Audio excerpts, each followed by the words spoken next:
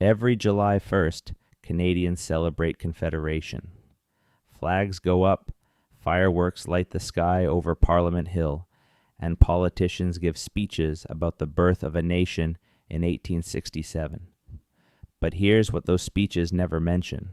When the Fathers of Confederation gathered in that Gothic Revival building overlooking the Ottawa River, they weren't standing on empty ground. They weren't pioneers carving civilization out of wilderness. They were standing on top of something that had been there for over 8,000 years. Long before anyone called it Ottawa, long before anyone called it Bytown, long before a single European boot touched the riverbank, this place was already a crossroads, already a meeting ground, already a capital in every sense that matters. The Algonquin Anishinaabe people called it home. The river was their highway. The falls were their landmark. The islands were their gathering places. And the land where Parliament sits today was a site of diplomacy, trade, and ceremony stretching back millennia. So when Queen Victoria picked Ottawa as the capital of the province of Canada in 1857, she didn't create a capital. She inherited one. This is the story no one tells on Canada Day, the story of what was already there. If you find this interesting, subscribe now, because this channel covers the real history behind the landmarks everyone thinks they know. Now, to understand what Ottawa really is, we need to go back, way back, before the lumber barons, before the canal builders, before the fur traders, before the explorers. We need to start with the ice. Section 1. The ice retreats. About 20,000 years ago, the place we now call Ottawa didn't exist. Not the city, not the river, not the landscape. Everything was buried under a glacier roughly 2 kilometers thick. The Laurentide ice sheet covered most of what would become Canada, pressing the land down with incomprehensible weight. Then the climate shifted. Slowly, over thousands of years, the ice began to pull back, and as it retreated, it left behind something unexpected. The land, pressed down by all that ice, sat below sea level. Salt water from the Atlantic flooded in, creating a vast inland sea that geologists now call the Champlain Sea. This wasn't a lake, it was an actual arm of the ocean, complete with whales, seals, and saltwater fish. It stretched across the Ottawa Valley and the St. Lawrence lowlands, covering an area larger than some European countries. If you could stand on the Gatineau Hills 12,000 years ago, you'd be looking out at open ocean. Beluga whales would be swimming where the Parliament buildings stand today. We know this because their bones have been found in the clay. Whale skeletons dug up from farmers' fields in the Ottawa Valley. Marine shells embedded in the soil of what is now suburban Canada. This seems impossible, but the geological evidence is overwhelming. The Champlain Sea was real, and it lasted for roughly 2,000 years before the land slowly rebounded. The earth, freed from the weight of the glacier, began to rise. The sea drained. Freshwater rivers carved new paths through the landscape, and one of those rivers became the Ottawa. The Ottawa River is one of the great waterways of North America, though it rarely gets that kind of respect. It runs roughly 171 kilometers from its source in the lakes of northern Quebec to its junction with the St. Lawrence near Montreal. Along the way, it drops through rapids, widens into lake-like expanses, and crashes over waterfalls. The most dramatic of those waterfalls sat right at the heart of what would become the city. The Chaudière Falls, a thundering cascade where the river narrowed and plunged over a limestone ledge. The sound carried for miles. The mist rose like smoke, which is likely how the falls got their French name, Chaudière, meaning cauldron or kettle.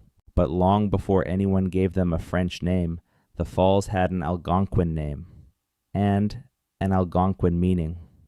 The geology of the region tells a story that most people never hear. The bedrock under Ottawa is Ordovician limestone, roughly 450 million years old. It was formed on the floor of a shallow tropical sea back when this part of the continent sat near the equator. If you crack open the right piece of Ottawa limestone, you'll find fossils of creatures that swam in warm, clear water hundreds of millions of years before the first mammal drew breath. Trilobites, brachiopods, crinoids, all preserved in the rock that would one day form the foundations of a national capital. On top of that ancient bedrock, the retreating glacier left layers of glacial till, crushed rock and gravel pushed ahead by the ice like a bulldozer blade. And on top of the till, the Champlain Sea deposited thick layers of marine clay. This clay, called Leda clay by geologists, has a property that makes it genuinely dangerous. When undisturbed, it's solid, but if it's shaken or saturated with water, it can liquefy without warning. The technical term is quick clay, and it behaves almost like a liquid when triggered. Landslides caused by Leda clay failure have been catastrophic in the Ottawa Valley. In 1908, a massive clay slide at Notre-Dame-de-la-Salette killed 33 people. In 1971, a slide at Saint-Jean-Vianney in Quebec destroyed 40 homes and killed 31. In 1993, a landslide at Lemieux, Ontario, sent 2.8 million cubic meters of clay sliding into the South Nation River. The village of Lemieux had been evacuated 2 years earlier after geologists realized the entire settlement was sitting on unstable quick clay. This means that Ottawa, the national capital, the seat of government, is built on the floor of a vanished ocean, on clay that can turn to liquid, on top of fossils from a tropical sea that existed before dinosaurs. The land itself has a memory far longer than anything human. The first humans arrived in the Ottawa Valley roughly 10,000 years ago, not long after the Champlain Sea began to drain. These were Paleo-Indian peoples, small bands of hunters who followed the retreating ice edge, tracking caribou and mastodon across the newly exposed landscape. Their stone tools have been found at sites across the valley, fluted projectile points made from chert and quartzite, designed for killing large game at close range. We don't know what they called themselves. We don't know what language they spoke. We know almost nothing about them except what their tools and campsites tell us. But they were here. 10,000 years ago, people were walking the same ridges and riverbanks that Ottawa's commuters drive along today. Over the following millennia, the culture evolved. The Paleo-Indian tradition gave way to the Archaic period, then to the Woodland period. Pottery appeared, burial mounds were constructed, trade networks expanded, and the Ottawa River became the central artery of a civilization that stretched across the northeastern woodlands. Section 2. The People of the River. The Algonquin. Anishinaabe were not newcomers to this landscape. They didn't arrive a few hundred years before the Europeans and set up camp. Archaeological evidence suggests continuous indigenous presence in the Ottawa Valley stretching back at least 8,000 years, and possibly longer. These were the Quiche-Sipirini, the people of the Great River. The word Quiche-Sipi is Algonquin for Great River, and it refers to what we now call the Ottawa River. The Quiche-Sipirini were one of several Algonquin nations in the valley, and they occupied a strategic position that made them enormously powerful. Their base of operations was Morrison Island, also known as Allumette Island, located upstream from present-day Ottawa. From this position, they controlled river traffic in both directions. Anyone traveling the Ottawa River, whether for trade, diplomacy, or war, had to pass through Quiche-Sipirini territory, and the Quiche-Sipirini charged tolls. This isn't speculation. French missionaries and traders documented it extensively in the 17th century. The Quiche-Sipirini chief Teshuat maintained a toll gate on the river. Traders who wanted to pass had to pay. Those who refused were turned back, and Teshuat had the military strength to enforce it. Think about that for a moment. Centuries before anyone dreamed of Canadian Confederation, there was already a political authority controlling the Ottawa River. There was already a system of governance taxation, and territorial sovereignty operating in this exact geography. But the Quiche-Sepirini weren't the only Algonquin people in the region. The broader Algonquin nation included multiple bands spread across the Ottawa Valley and beyond. The Wescarini lived along the Petite Nation River. The Matuescarini occupied the Madawaska River area. The Kinuche-Pirini controlled the Bonachere River. Each of these groups had their own territories, their own leaders, their own seasonal patterns of movement, but they shared a language, a culture, and a relationship with the river that defined everything about their lives. The Ottawa River was their highway, their grocery store, their meeting hall, and their spiritual center all at once. In spring, they gathered at the falls and rapids to fish. Sturgeon, walleye, pike, and eel ran through the river in enormous numbers. The spring fishery wasn't just a food source, it was a social event. Families who had spent the winter in small hunting camps came together at the river. News was shared, marriages were arranged, disputes were settled, ceremonies were performed. In summer, the river became a trade route. Birch bark canoes moved goods across hundreds of kilometers. The Algonquin traded with the Huron-Wendat to the west, the Montagnais to the east, and dozens of other nations across the Great Lakes region. Furs, dried fish, corn, tobacco, copper, and shells all moved along these networks. The Chaudière Falls held particular significance. The falls were considered a spiritually powerful place. Offerings were made there, including tobacco, placed in the water as a sign of respect and gratitude. The mist rising from the falls was believed to carry prayers upward. The thundering sound was the voice of the river itself. The islands near the falls were gathering places. Victoria Island, which sits just below the Chaudière Falls, was a site of ceremony and council. When important decisions needed to be made, when alliances needed to be formed, or conflicts needed to be resolved, leaders gathered at the falls. The Algonquins' understanding of the landscape was encyclopedic. They knew which plants were edible and which were medicinal. They knew the migration patterns of birds, the spawning cycles of fish, the habits of every animal in the forest.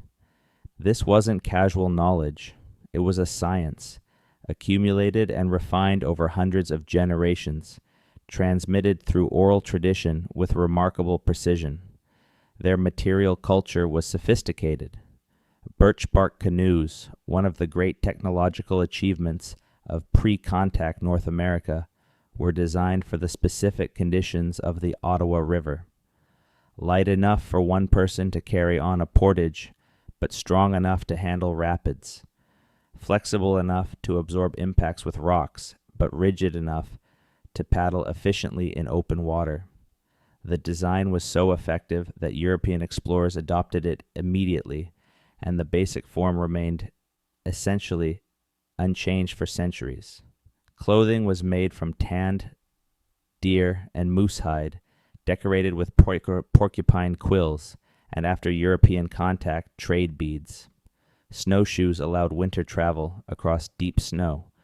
Toboggans carried heavy loads over frozen ground. Every tool, every garment, every piece of equipment was designed for a specific purpose and perfected through generations of use. Their governance was not the rigid hierarchical system that Europeans expected to find. Leadership among the Algonquin was based on consensus, persuasion, and demonstrated competence. A chief didn't command. He proposed, and the community decided. This looked like chaos to the French, who were accustomed to absolute monarchy, but it was a remarkably effective system of government for a dispersed population, living in small mobile groups across a vast territory. Decisions about war, trade, and diplomacy were made in council.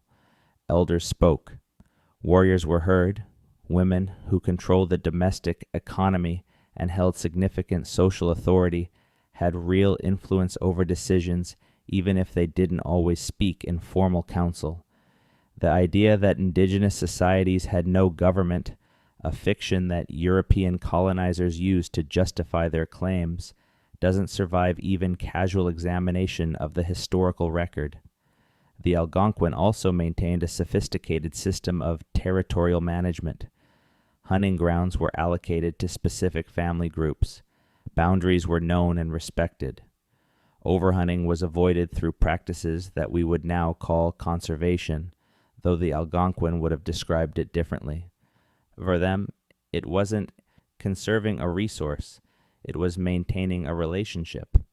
The animals were partners, not property. You took what you needed and no more, because to do otherwise was to violate a sacred obligation. So the land where Ottawa stands today was not wilderness. It was not empty. It was not waiting to be discovered. It was the center of a civilization that had been operating for thousands of years. The river was their infrastructure. The falls were their landmark. The islands were their parliament. The forests were their pharmacy, their hardware store, and their cathedral. And then, in the early 1600s, someone showed up who would change everything. Section 3. Champlain and the Great River. Samuel de Champlain was many things: explorer, cartographer, soldier, diplomat, colonial administrator. He was also, depending on your perspective, either a visionary who opened up a continent or an agent of empire who set in motion the displacement of the people who were already there. In 1613, Champlain made his first documented journey up the Ottawa River. He wasn't looking for Ottawa. He wasn't looking for a capital. He was looking for a route to China. The French were obsessed with finding a water passage through North America to reach the markets of Asia. Every river, every lake, every waterway was a potential shortcut. The Ottawa River, flowing from the northwest, seemed like a promising candidate. Champlain had also heard from a young Frenchman named Nicolas de Vigneault, who claimed to have traveled the Ottawa River to its source and found a route to a northern sea, which Vigneault said was the Pacific Ocean. This was almost certainly a lie, but Champlain believed it enough to organize an expedition. With a small party of French soldiers and indigenous guides, Champlain paddled up the river from the St. Lawrence. The journey was brutal. The lower Ottawa was manageable, but as they moved upstream, the rapids became more frequent and more violent. Portages were exhausting. The bugs were biblical. When they reached the Chaudière Falls, Champlain watched as his Algonquin guides performed a ceremony. They gathered in a circle near the falls, and one of the chiefs gave a speech. Then they took a wooden plate, placed tobacco on it, and set it in the water at the base of the falls. The plate spun in the current, was pulled into the rapids, and disappeared into the mist. Champlain recorded this in his journal. He didn't fully understand the significance, but he recognized that this was a sacred place. The Algonquin guides explained that the offering was made to ensure safe passage through the dangerous waters ahead. Champlain continued upstream to Morrison Island, where he met Tessouat, the Quiche-Sapirini chief. Tessouat was not a man easily impressed by European visitors. He had met French traders before. He understood the dynamics of power, and he wasn't about to hand over control of his territory to anyone. When Champlain asked Tessouat for guides to continue further upstream, Tessouat refused. He told Champlain that the route ahead was too dangerous, that the nations further west were hostile, and that Vigneault's claims about reaching the northern sea were nonsense.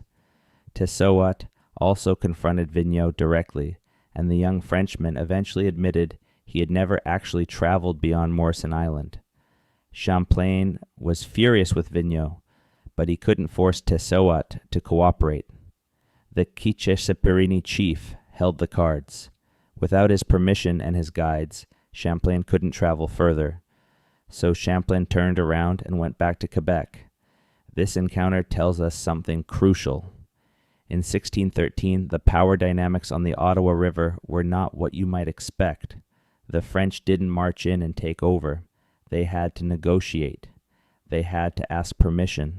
They had to respect the authority of the people who were already there. Tessowat was running a sophisticated operation.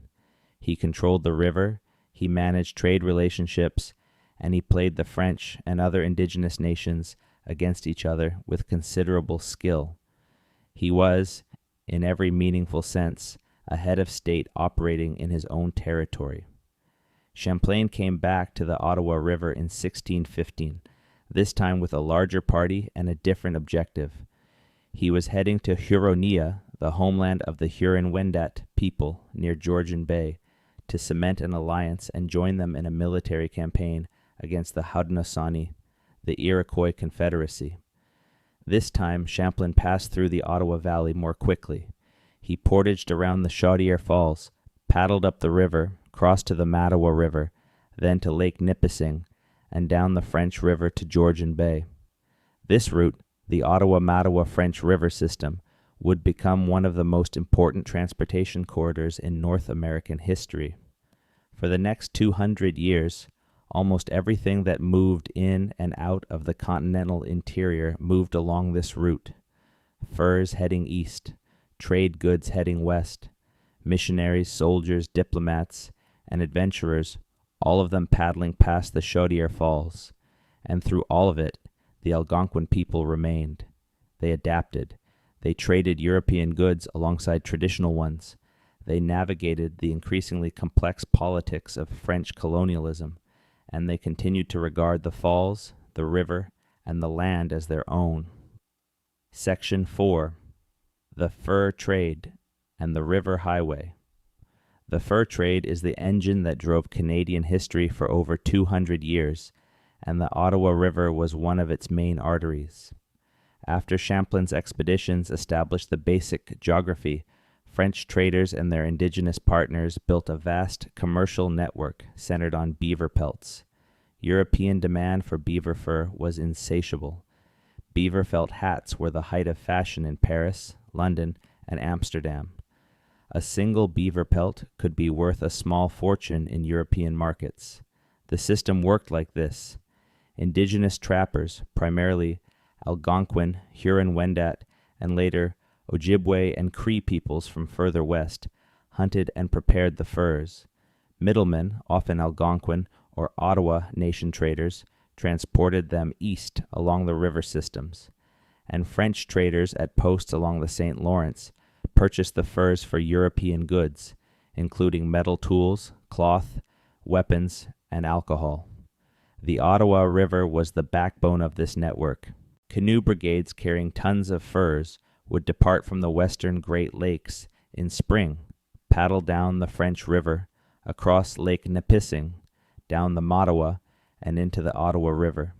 They'd shoot the rapids where they could and portage where they had to. The Chaudière Falls was a major portage point where everything had to be unloaded, carried overland, and reloaded below the falls. This portage site, right at the falls, became a natural meeting point.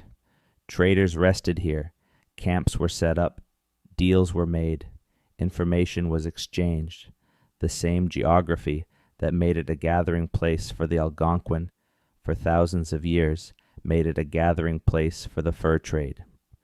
The French established small trading posts and missions along the river, but they didn't build a permanent settlement at the Chaudière Falls. The site was too strategic to be controlled by one group. It belonged to the river itself and to the commerce that flowed along it. The fur trade also brought devastating consequences. European diseases, smallpox, measles, influenza spread along the same trade routes that carried beaver pelts. Indigenous populations were decimated. Some communities lost 50 to 90% of their people in a single epidemic. The scale of the dying is almost impossible to comprehend. A community that had existed for centuries, with its own history, its own songs, its own knowledge of the land, could be reduced to a handful of survivors in a matter of weeks. The survivors, traumatized and weakened, then had to rebuild their social structures while simultaneously dealing with the political and military pressures that were intensifying around them. The Algonquin of the Ottawa Valley were hit hard. Combined with the Haudenosaunee Wars of the mid-1600s, the devastation was compounded. The Iroquois Confederacy, a powerful alliance of 5, later 6 nations based in what is now upstate New York, launched a series of military campaigns against the Huron-Wendat and their Algonquin allies that reshaped the entire region. The Haudenosaunee Wars, sometimes called the Beaver Wars, were driven partly by the fur trade itself. The Iroquois had depleted the beaver populations in their own territory through overtrapping. They needed access to new hunting grounds, and the rich beaver territories of the Ottawa Valley and the Great Lakes region were the prize. The wars were also about political power, trade alliances, and the complex relationships between indigenous nations and their European trading partners. The campaigns were brutal. In 1649, the Haudenosaunee destroyed Huronia, the homeland of the Huron-Wendat near Georgian Bay. Entire villages were burned. Thousands were killed or captured. Jesuit missionaries who had been living among the Huron were tortured and executed. The surviving Huron-Wendat scattered, some absorbed into Iroquois communities, some fleeing west to the Great Lakes, some seeking refuge near Quebec. The Algonquin communities in the Ottawa Valley faced similar pressures. Haudenosaunee war parties raided along the Ottawa River, attacking settlements and ambushing canoe brigades. The river that had been a highway became a gauntlet. Trade convoys traveled with armed escorts. Communities relocated to more defensible positions. Many Algonquin bands were displaced from the valley during this period. Some retreated further north. Some sought protection near French settlements along the St. Lawrence. Some merged with other nations. The Ottawa Valley, which had been densely populated by Algonquin peoples for thousands of years, was partially depopulated by the combined effects of disease and war. But they didn't disappear. The Algonquin maintained their presence in the region throughout the colonial period and beyond. Even during the worst of the Haudenosaunee Wars, some Algonquin communities held on in the upper Ottawa Valley. When the wars subsided in the early 1700s, following the Great Peace of Montreal in 1701, Algonquin bands began to reoccupy some of their traditional territories. Their descendants are still there today, and their land claims in the Ottawa Valley remain unresolved, a detail that tends to get left out of the Canada Day speeches. The fur trade era on the Ottawa River lasted from roughly the 1610s to the early 1800s. During that entire period, no European settlement of any significance existed at the Chaudière Falls. The site was a waypoint, a portage, a campsite. Thousands of voyageurs passed through it every year, but nobody stayed. That changed in 1800 when a farmer from Massachusetts decided he wanted to cut down some trees. Section 5. Philemon Wright and the Timber Revolution. Philemon Wright was born in Woburn, Massachusetts in 1760. He fought in the American Revolution. As a teenager, became a farmer, and by his mid-30s was looking for new opportunities. He'd heard about the vast forests of the Ottawa Valley from fur traders and surveyors, and he saw something that nobody else seemed to be paying attention to. Those forests were full of white pine and red pine, some of the tallest, straightest trees in North America. They were perfect for ship masts, and Britain, which was building the largest navy in the world, needed masts desperately. Britain's traditional source of ship timber was the Baltic region, specifically the forests of Scandinavia and Russia. But the Napoleonic Wars were disrupting Baltic trade. Napoleon's continental system was designed to blockade Britain from European commerce, and timber was one of the resources that was becoming harder to obtain. Wright saw the connection: British demand, Canadian supply. All he needed was a way to get the trees from the Ottawa Valley to the markets in Quebec City, where they could be loaded onto ships bound for Britain. The river would be the road. In February 1800, Wright led a party of settlers from Massachusetts to the north shore of the Ottawa River, directly across from the Chaudière Falls. He established a settlement called Wrightstown, which would later become the city of Hull, Quebec. The journey itself was an ordeal. Wright's party included his family, several hired hands, and a collection of livestock and supplies. They traveled north through Vermont and into Lower Canada in the dead of winter, hauling their possessions on sleighs through deep snow. The route took them through dense forest, across frozen rivers, and over terrain that had no roads. When they arrived at the Ottawa River, they found exactly what Wright had hoped for. The forest was magnificent. White pines towered 30 to 40 meters high, their trunks straight as columns, with diameters of a meter or more. Red pine and spruce filled in the gaps. The timber resources seemed limitless. Wright wasn't just building a farm, he was building a lumber empire. His first years were difficult. The settlement was isolated, hundreds of kilometers from any significant town. Supplies had to be brought in by canoe or sleigh. The winters were savage. Several of his original settlers gave up and went home. But Wright persisted. He cleared land, planted crops, and began the systematic harvest of the forest. He hired axemen, built shanties for the crews, and developed the techniques that would define the Ottawa Valley. Lumber trade for the next century. The process of preparing timber for market was labor, intensive and required considerable skill. The trees were felled with axes, not saws. A good axeman could drop a white pine in minutes, but directing its fall to avoid damaging other trees required experience and judgment. Once on the ground, the tree was squared, using broad axes, with the round trunk hewn into a roughly square cross-section.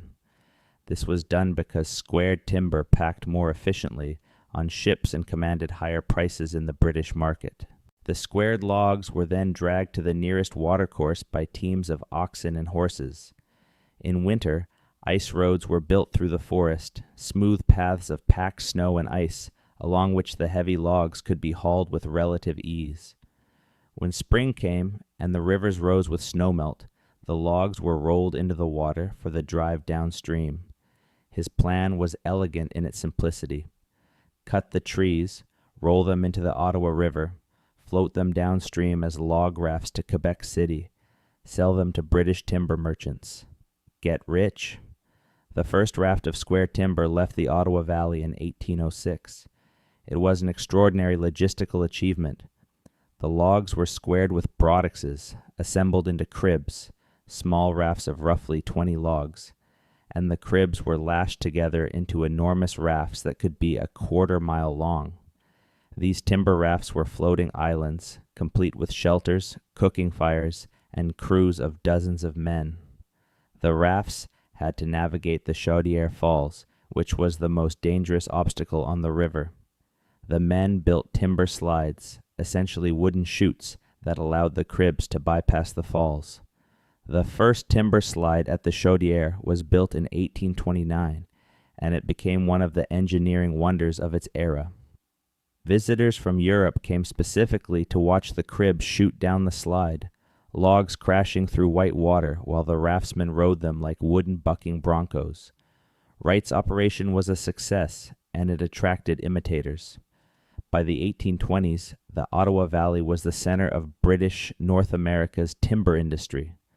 Lumber camps spread across the landscape. Thousands of men spent winters in the bush, felling trees, squaring logs, and preparing them for the spring drive.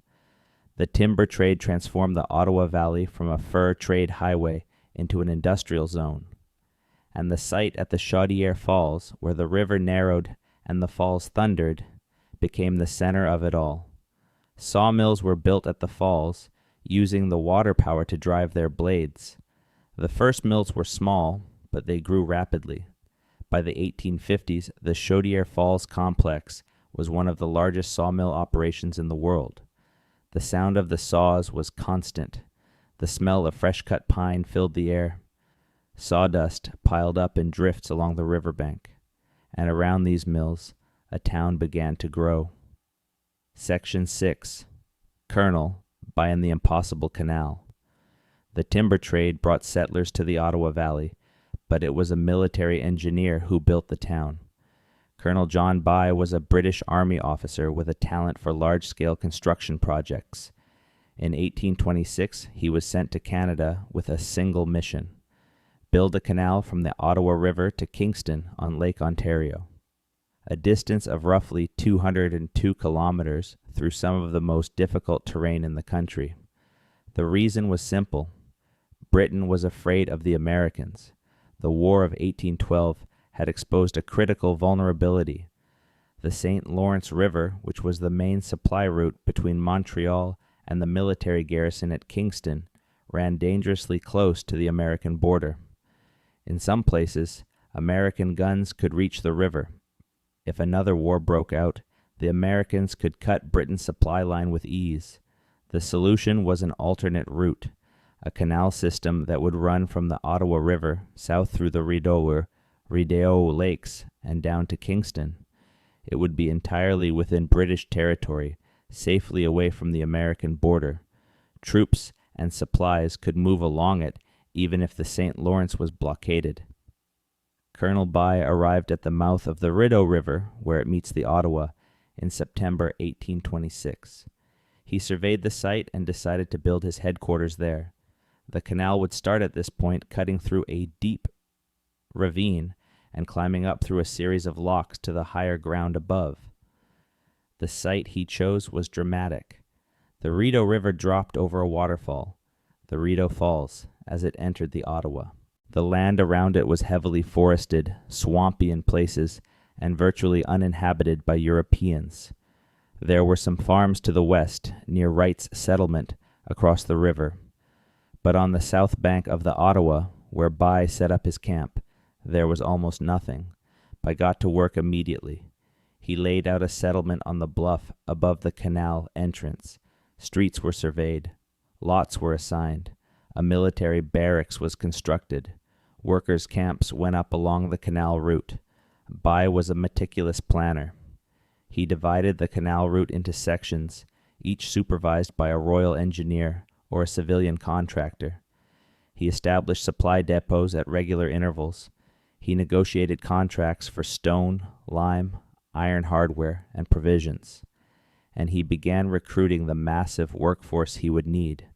The recruitment effort drew workers from across British North America and the British Isles. Irish laborers, many of them recent immigrants fleeing poverty and political turmoil at home, formed the bulk of the workforce. French-Canadian workers from the settlements along the St. Lawrence also signed on.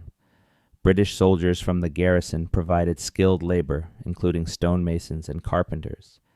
The workers lived in temporary camps along the canal route, crude collections of log shanties and tents clustered near the work sites. Families lived together in single-room shelters. Sanitation was minimal. Medical care was practically non-existent. The closest thing to a hospital was a makeshift sick bay where the most severely ill workers were laid out on straw pallets and attended by overworked military surgeons. And then the real work began. The Rideau Canal project was a monster. It required 47 locks, 24 dams, and numerous channels cut through solid rock.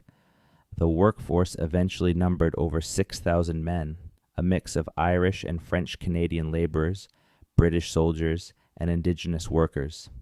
The engineering challenges were staggering. At some points along the route, channels had to be blasted through solid granite using black powder. The blasting was done by hand, drilling holes in the rock with steel hand drills, packing the holes with gunpowder, and lighting fuses. Men were killed and maimed regularly by premature explosions, flying rock, and collapsing excavations. At other points, massive dams had to be constructed to raise water levels and create navigable channels. The dam at Jones Falls, one of the largest on the route, rose over 18 meters, making it one of the tallest dams in North America at the time. It was an extraordinary feat of engineering for an era before reinforced concrete and power tools. The entrance locks at the Ottawa River end of the canal were perhaps the most impressive single element of the entire project. 8 locks, arranged in a staircase formation, climb the steep ravine from the river up to the level of the canal. Each lock chamber was carved from the bedrock, lined with cut stone and fitted with massive wooden gates. The precision required was remarkable. The stones had to be cut and fitted so tightly that they would hold back thousands of tons of water pressure without leaking. Working conditions were horrific. The route passed through swamps that bred mosquitoes in staggering numbers. Malaria, which the workers called swamp fever, was epidemic. During the worst seasons, over 1,000 men were sick at any given time. Hundreds died. The workers were paid poorly, housed in cramped shanties, and fed barely adequate rations. The disease was concentrated in certain areas along the route. The stretch near the Cataraqui River, south of present-day Smiths Falls, was particularly deadly. The swamps there were breeding grounds for mosquitoes, and the work camps were situated right in the middle of them. Workers would go to bed healthy and wake up with chills, fever, and the racking joint pain that characterized malaria. Many never recovered. The death toll was also inflated by accidents. Drownings were common as workers labored near fast-moving water without safety equipment. Rock falls during blasting killed and injured dozens. Construction collapses buried workers under tons of stone and earth, and the sheer physical exhaustion of the work weakened men's resistance to disease, creating a vicious cycle of illness and overwork. The Irish laborers, many of whom had come to Canada fleeing poverty at home, had it particularly bad. They did the most dangerous work, the blasting, the digging, the heavy lifting, and they lived in the worst conditions. Entire families lived in crude log shelters along the canal route. When men died, their widows and children were often left with nothing. Despite all of this, the canal was completed in 1832. It was a masterpiece of engineering. The entrance locks, which climb up from the Ottawa River in a staircase of 8 locks, are still there today. They still work. They're still used by boats every summer, and they're a UNESCO World Heritage Site, one of the oldest continuously operating canal systems in North America. Colonel By didn't just build a canal, he built a town. The settlement that grew up around his headquarters was originally called Bytown, and it quickly developed into a rough, rowdy, hard-drinking lumber town. Section 7. Bytown, the roughest town in the colonies.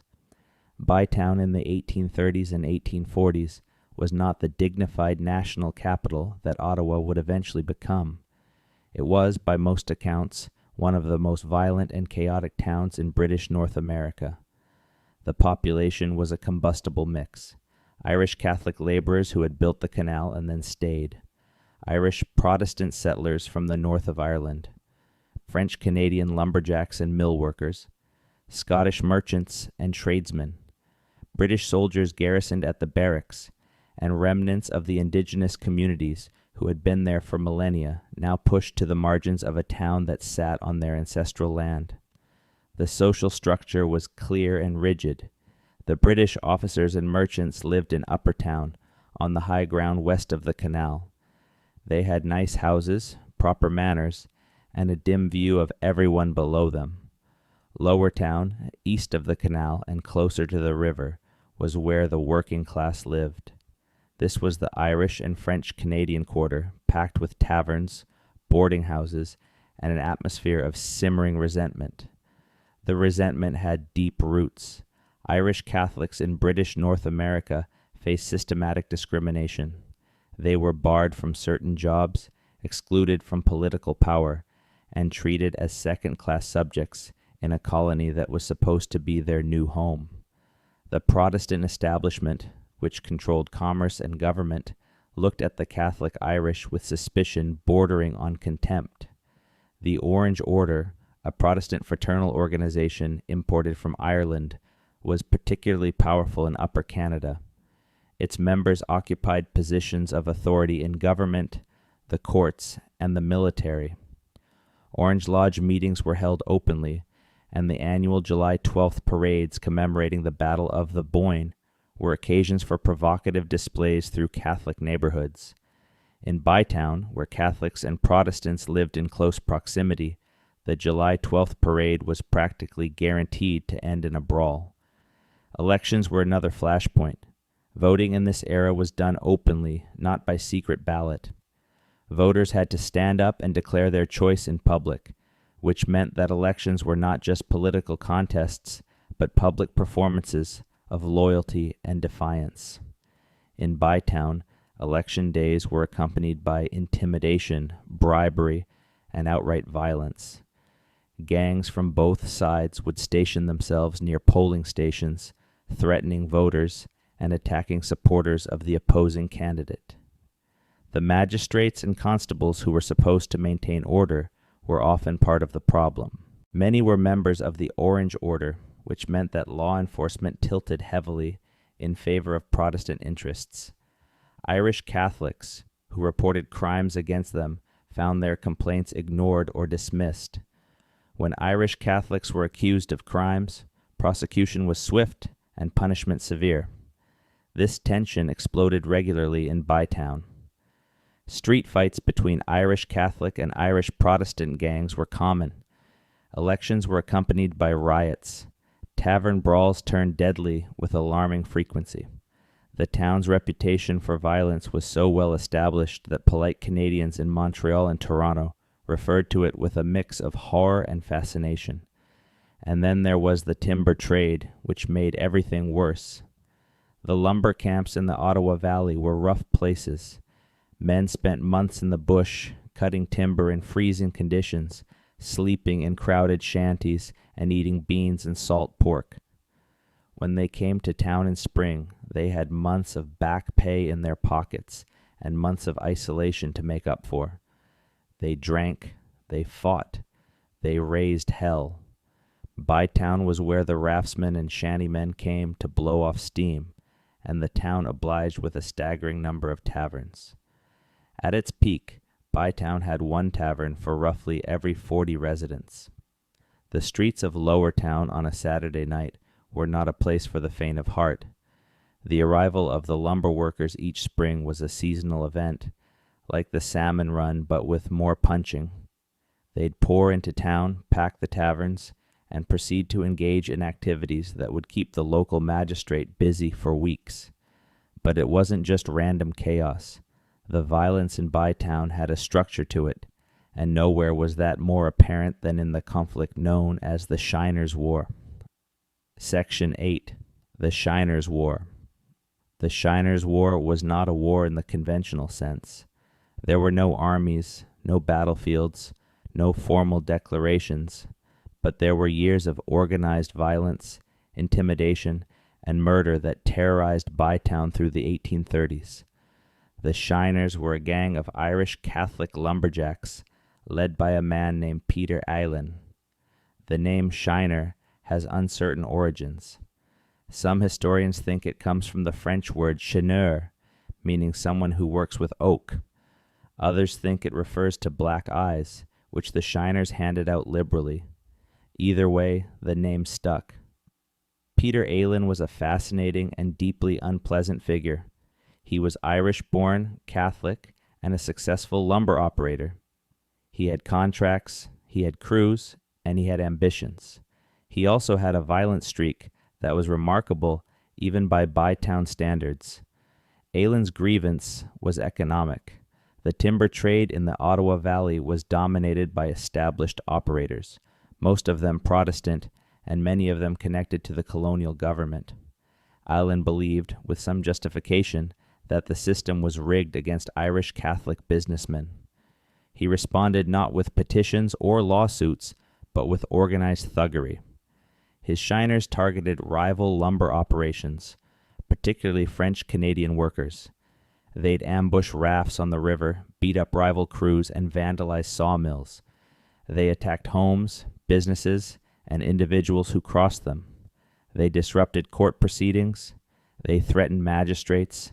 They set fire to rival timber stores. They sabotaged log booms, sending thousands of dollars worth of timber, spinning uncontrolled down the rapids. The methods were calculated. Allen understood that the legal system was too weak and too biased to stop him.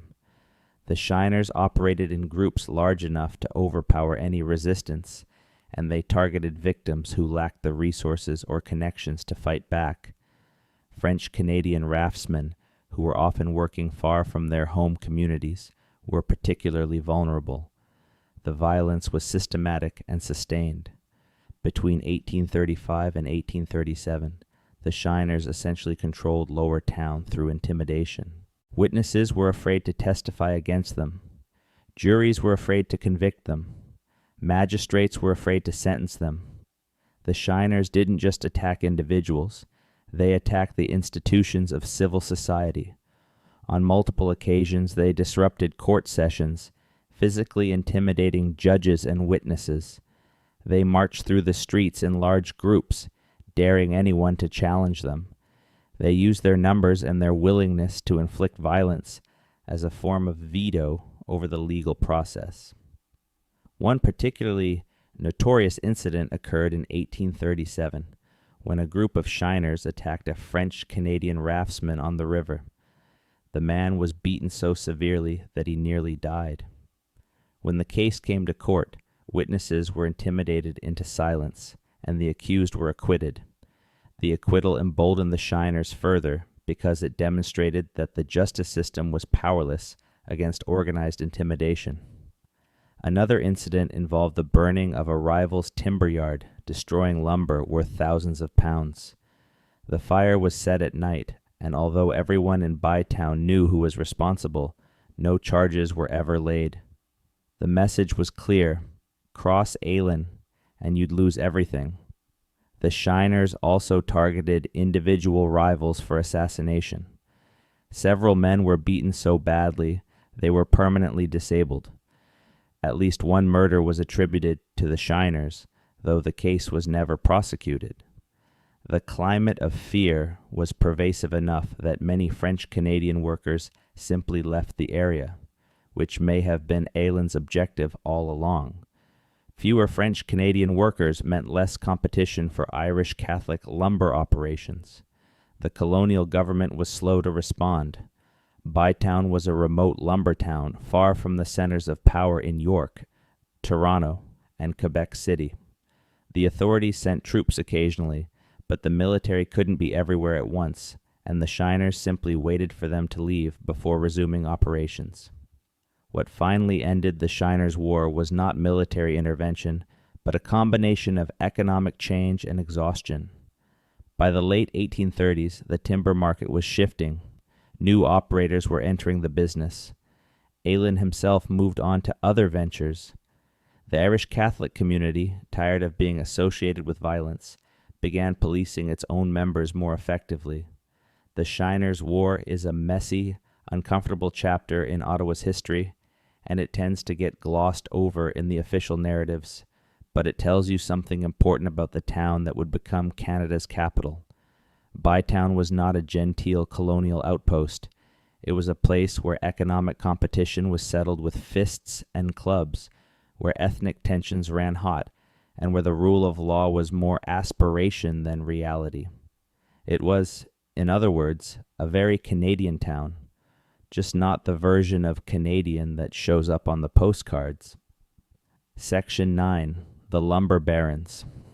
While the shiners were brawling in Lower Town, the lumber industry itself was becoming one of the most powerful economic forces in British North America. The Ottawa Valley's timber resources seemed inexhaustible. The forests stretched for hundreds of kilometers in every direction. White pine, red pine, spruce, and oak grew in enormous stands. A single white pine could be over 40 meters tall and more than a meter in diameter. These trees were the raw material for a global industry. By the 1840s and 1850s, a new generation of lumber operators was transforming the Chaudière Falls into an industrial powerhouse. The key figure in this transformation was a man named John Rudolphus Booth. Booth arrived in Bytown in the early 1850s, a carpenter from Quebec's eastern townships with limited capital and enormous ambition. He started small, buying a modest lumber operation near the falls. But Booth had a genius for logistics and a willingness to work harder than anyone else. Within a decade, Booth had assembled the largest lumber operation in the Ottawa Valley. He controlled timber limits covering thousands of square kilometers. His mills at the Chaudiere Falls processed millions of board feet of lumber annually. His workforce numbered in the thousands. Booth's operation was vertically integrated in a way that would impress a modern business school professor. He owned the timber limits where the trees grew. He employed the men who cut them down. He owned the rivers that floated them to market, or at least controlled them through strategic dam construction. He owned the mills that sawed them into boards. He built his own railway, the Canada Atlantic Railway, to ship finished lumber directly to American markets via Vermont, and he owned much of the real estate in Ottawa where his workers lived. At his peak, Booth was cutting enough lumber to fill a freight train stretching from Ottawa to Montreal. His personal fortune was estimated at tens of millions of dollars, an astronomical sum for the late 19th century. He was, by some accounts, the wealthiest man in Canada and possibly the wealthiest man in the British Empire outside of Britain itself. Booth wasn't alone. Ezra Butler Eddy established his match and timber operation across the river in Hull. Eddy started by making wooden matches by hand, cutting and sulfur tipping them one at a time at his kitchen table. From this humble beginning, he built an industrial empire that eventually included sawmills, paper mills, and one of the largest match factories in the world. The E.B. Eddy Company became a fixture of Hull's economy for over a century. The Bronson family built sawmills that rivaled Booth's in scale. Henry Franklin Bronson and his son Erskine. Henry Bronson operated massive lumber and hydroelectric operations at the Falls. Daniel McLaughlin operated massive timber operations further up the valley. The Purley and Patty families built their own sawmill complexes at the Falls, adding to the industrial concentration. The competition among these lumber barons was fierce, but they shared a common interest in maintaining control over the Chaudiere Falls water power. Access to the falls was literally the key to the industry. The mills needed the falling water to drive their saw blades, and the operators who controlled the best water rights controlled the industry. The Chaudiere Falls became a forest of smokestacks and sawmill blades. Every available spot of waterfront was claimed by a mill operator. The falls, which had been a sacred site for the Algonquin, a navigation obstacle for the fur traders, and a scenic wonder for travelers, was now a machine. The water that had once carried tobacco offerings now drove turbines. The working conditions in the mills were dangerous and poorly regulated. Sawmill workers labored amid spinning blades, flying debris, and deafening noise. Amputations were common. The saw blades, some of them 6 feet in diameter, could reduce a log to boards in seconds. They could do the same to a human limb. There was no workers' compensation, no disability insurance, no safety regulations. A worker who lost a hand or an arm was simply replaced. The lumber camps in the bush were equally hazardous. Falling trees, rolling logs, accident injuries, and winter exposure killed and maimed men every season. The isolation of the camps meant that injured workers were often hours or days from medical attention. Many died of injuries that would have been survivable with prompt treatment. The transformation was total. The sound of the falls, which had been the dominant sound of this place for 8,000 years, was drowned out by the scream of the saws. The mist from the falls mixed with smoke from the mill furnaces.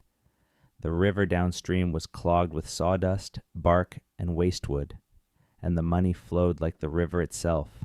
By the 1860s, the Ottawa Valley was producing more lumber than anywhere else in Canada, and the lumber barons were among the richest men in the colony. Booth would eventually become the wealthiest man in Canada, with a fortune valued at hundreds of millions in today's dollars. The lumber industry also reshaped the demographics of the region. Workers poured in from Ireland, Scotland, Quebec, and eventually from across Europe. Bytown's population exploded. In 1827, when Colonel By first laid out the town, there were perhaps a few hundred people. By 1851, the population was over 7,000. By 1861, it was approaching 15,000. The town was outgrowing its rough and tumble origins. Churches were built. Schools opened. A courthouse replaced the improvised justice of the early days.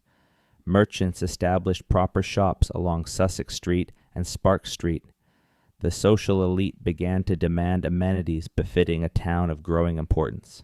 And in 1855, the town got a new name. Bytown officially became Ottawa. Section 10. Why Ottawa? The name. The name change from Bytown to Ottawa in 1855 was more than cosmetic. It was strategic. Bytown had a reputation problem. The name conjured images of tavern brawls, the Shiners' War, and rough lumberjacks. It sounded provincial.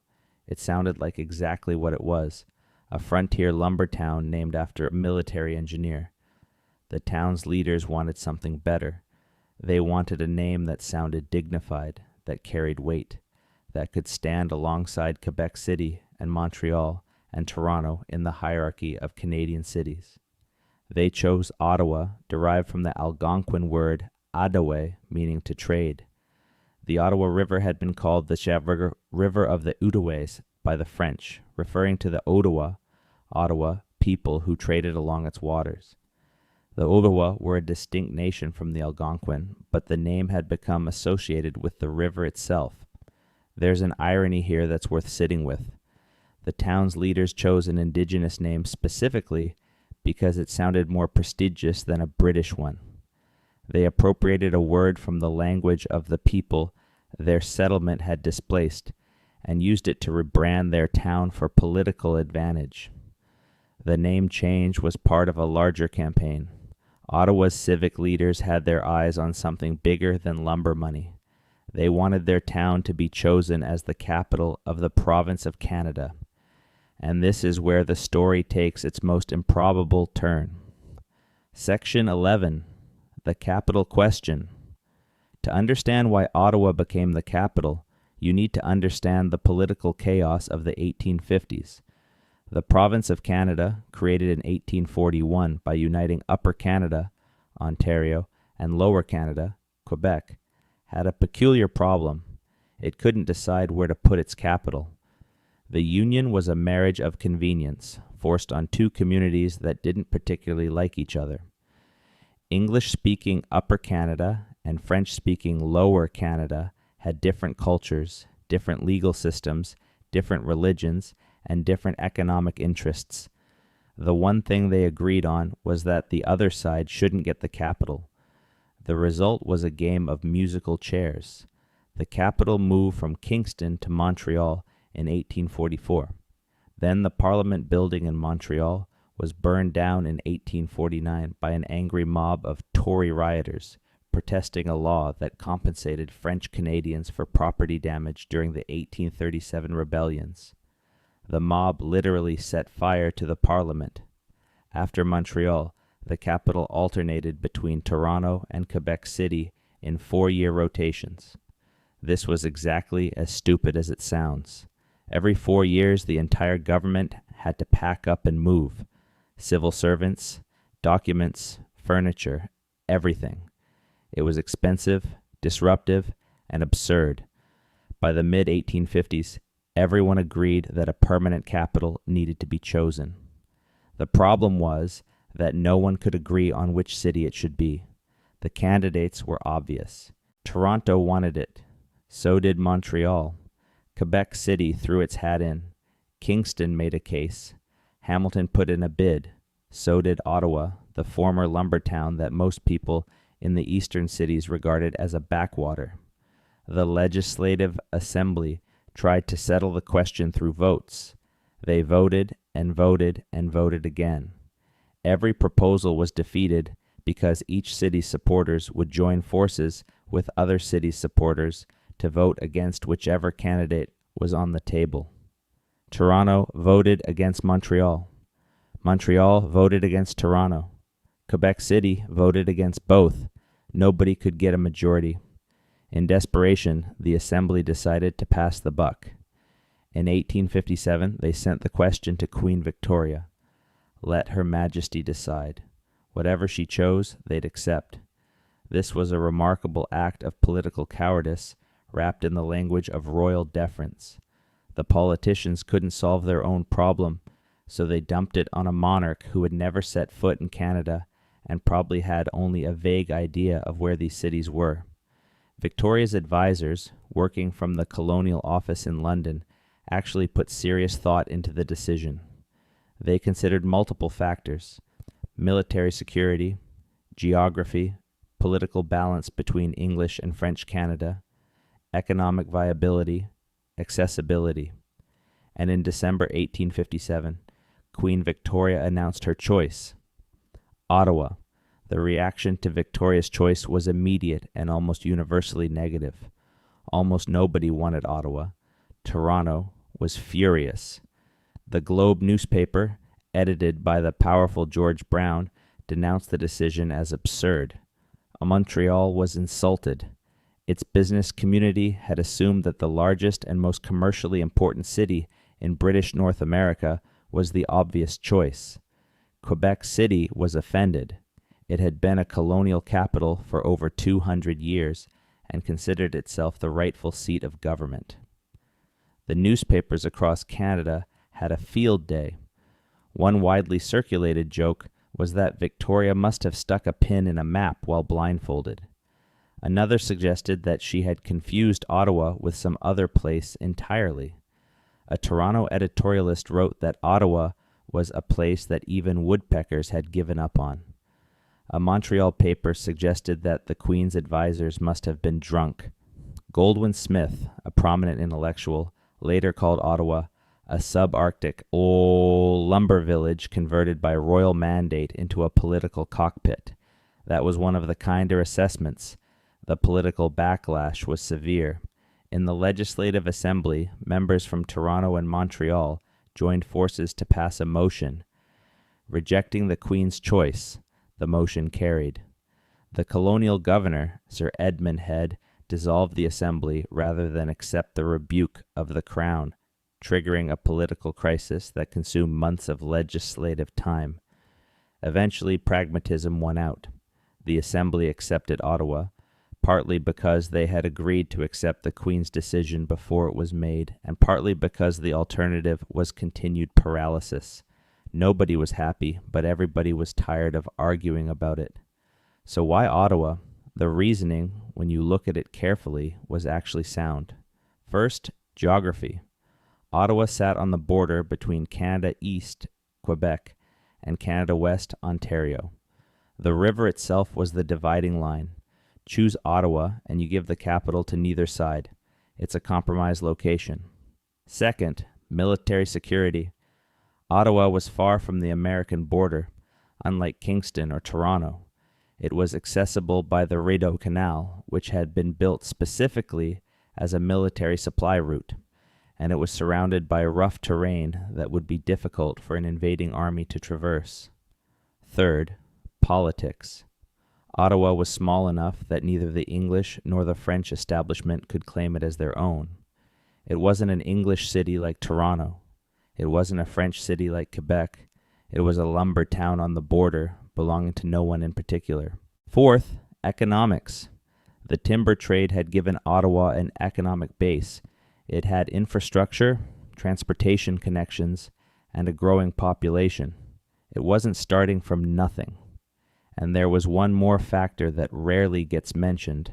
The Chaudière Falls site already had the physical characteristics of a capital. The bluff above the river, where Colonel By had built his original settlement, commanded a dramatic view of the valley. The river provided natural grandeur. The landscape was impressive enough to serve as a backdrop for national institutions.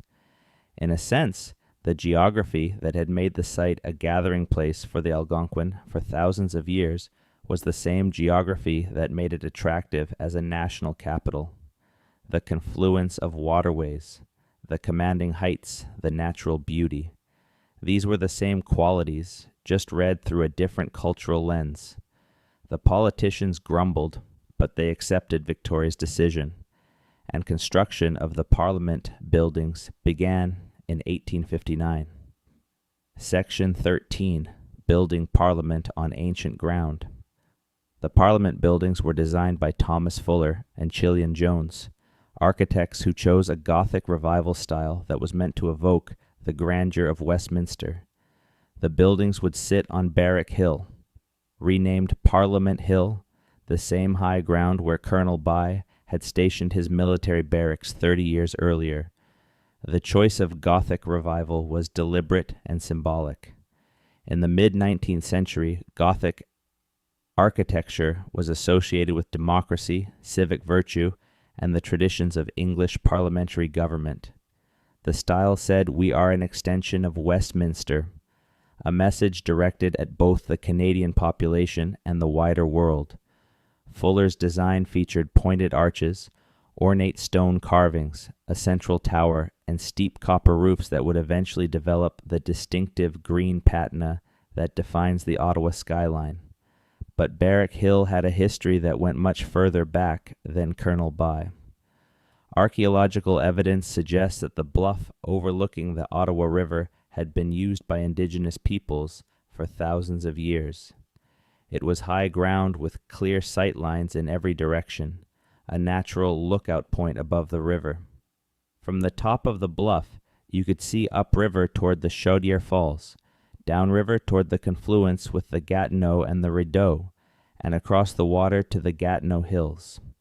In a landscape defined by the river, this was the commanding position. Artifacts found in the area indicate seasonal camps, tool-making sites, and ceremonial activities stretching back into deep time. Stone flakes from tool production have been found in the soil. Fire-cracked rock, indicating cooking hearths, has been documented. These are the material traces of people who recognized the strategic and spiritual value of this location thousands of years before anyone drew a building plan. When construction crews began excavating the foundations for the center block, they were digging into layers of history.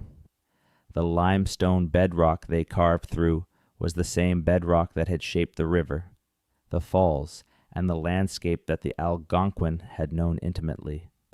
Every blast, every excavation was an erasure of the archaeological record. Whatever artifacts lay in the soil of Barrack Hill were destroyed or scattered by the construction process.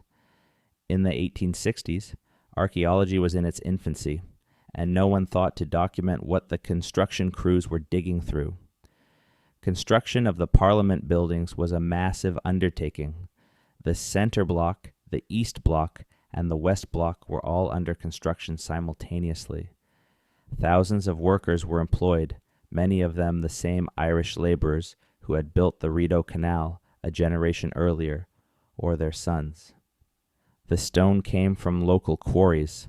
The Nepean sandstone that gives the buildings their distinctive honey-colored appearance was quarried from the Ottawa area. The harder limestone for the foundations came from nearby as well. In a literal, physical sense, the Parliament buildings were made from the land itself. The same geological formations that the Algonquin had walked on for thousands of years were cut, shaped, and stacked into the walls of a colonial legislature. The sandstone was beautiful but problematic. It was relatively soft, which made it easy to carve into the intricate Gothic details that Fuller's design demanded. But it was also porous, which meant it absorbed water, and in Ottawa's brutal freeze-thaw climate, absorbed water meant cracking and erosion. The buildings would require constant maintenance and stone replacement from the day they were completed, a problem that continues to this day. The workforce included stonemasons from Scotland and England, many of whom had experienced building similar structures in Britain. Carpenters from Quebec and Ontario handled the interior woodwork. Ironworkers fabricated the hardware, and laborers did the heavy lifting, hauling stone blocks, mixing mortar, operating derricks, and performing the 1,000 tasks that a major construction project demands. Construction took years. The original target was completion by 1862, but cost overruns and political complications pushed the date back. The budget ballooned from an initial estimate of roughly $500,000 to a final cost of over $3 million, a massive overrun that triggered a royal commission of inquiry. The center block wasn't occupied until 1866, just a year before Confederation. And while the buildings were going up, the political maneuvering that would lead to Confederation was accelerating. Section 14. The Road to Confederation. The Confederation story is usually told as a tale of visionary statesmen. John A. Macdonald, Georges Etienne Cartier, George Brown, and the rest of the fathers of Confederation, heroically setting aside their differences to forge a new nation. The reality was messier. Confederation happened not because everyone wanted it, but because the alternatives were worse. The province of Canada was politically gridlocked. The dual system of Canada East and Canada West required double majorities for legislation, meaning that any law needed a majority from both sections. This made governing nearly impossible. Governments rose and fell with dizzying frequency. In the decade before Confederation, there were something like half a dozen changes of government. Meanwhile, external pressures were mounting. The American Civil War had just ended, and 1 million battle-hardened Union soldiers were now idle. Fenian raids launched by Irish-American veterans who wanted to seize British territory in Canada as leverage for Irish independence were a real and ongoing threat. Britain, tired of the cost of defending its North American colonies, was pushing them to unite and provide for their own defense. Economic factors played a role too. The Reciprocity Treaty with the United States, which had provided free trade in natural resources, was abrogated in 1866. Canadian producers suddenly needed new markets. A union of British colonies would create a larger internal market. The railway lobby, which wanted government backing for a transcontinental railway, pushed hard for union because only a national government would have the resources and the political will to finance such an enormous project. And there was the question of the West. The vast territories between Ontario and British Columbia, controlled by the Hudson's Bay Company, were seen as the future of British North America. But claiming and settling that territory required a national government with the resources and authority to do so. The Americans were already expanding westward with alarming speed. If the British colonies didn't unite and stake their claim, the Americans would fill the vacuum. All of these pressures converged in the mid-1860s. The Charlottetown Conference of 1864, originally intended to discuss maritime union, was hijacked by the province of Canada, a delegation who proposed a larger union instead. The Quebec Conference followed, where 72 resolutions outlining the structure of the new country were hammered out. The debates were long, contentious, and frequently lubricated with alcohol. John A. Macdonald's drinking habits were legendary. He showed up to at least one session visibly intoxicated. George Brown and Macdonald could barely stand to be in the same room. Brown was a stern, moralistic reform journalist. Macdonald was a pragmatic, whiskey-loving conservative lawyer. They agreed on almost nothing, except that union was necessary. The maritime provinces were deeply skeptical. Nova Scotia's Joseph Howe campaigned vigorously against Confederation, arguing that the province would lose its independence and be swallowed by the larger province of Canada.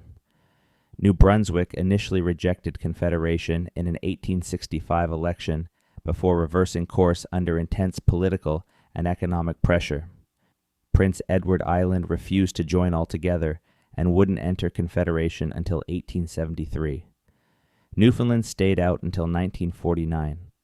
The regional jealousies and cultural suspicions poisoned every discussion. French Canadians feared that their language, religion, and legal system would be overwhelmed by an English-speaking majority.